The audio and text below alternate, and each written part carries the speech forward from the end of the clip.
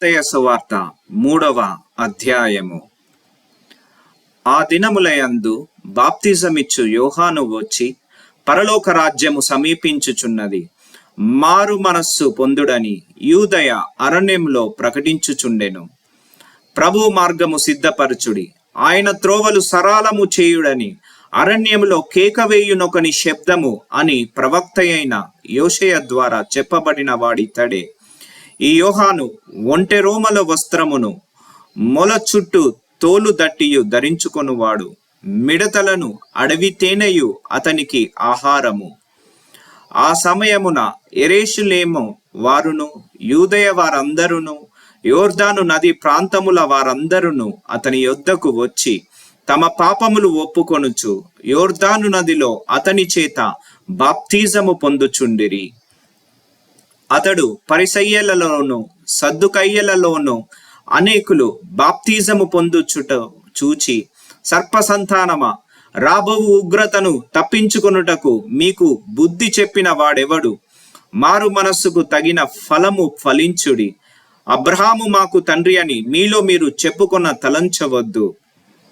దేవుడు ఈ రాళ్ల వలన అబ్రహామునకు పిల్లలను పుట్టింపగలడని మీతో చెప్పుచున్నాను. ఇప్పుడే గొడ్డలి చెట్ల వేరున ఉంచబడి ఉన్నది గనుక మంచి ఫలము ఫలింపని ప్రతి చెట్టును నరకబడి అగ్నిలో వేయబడును. మారు మనస్సు నిమిత్తము నేను నీళ్లలో మీకు బాప్తిజం ఇచ్చుచున్నాను. అయితే నా వెనుక వచ్చుచున్నవాడు నాకంటే శక్తిమంతుడు, ఆయన చెప్పుల మోయుటకైనను నేను పాత్రుడను కాను. ఆయన పరిశుద్ధాత్మతోను అగ్నితోను మీకు బాప్తిజం ఇచ్చును. ఆయన చేతిలోనున్నది. ఆయన తన కళ్ళమును బాగుగా శుభ్రము చేసి గోధుమలను కొట్టులో పోసి ఆరని అగ్నితో పొట్టును కాల్చివేయునని వారితో చెప్పెను. ఆ సమయము యోహాను చేత బాప్తిజము పొందుటకు యేసు గలిలయ నుండి యోర్దాను దగ్గరనున్న అతని యొద్దకు వచ్చెను.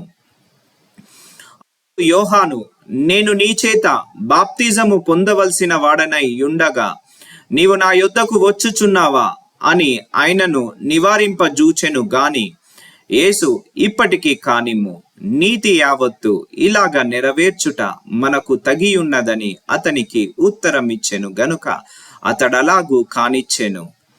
యేసు బాప్తిజము పొందిన వెంటనే నీళ్లలో నుండి ఒడ్డునకు వచ్చెను.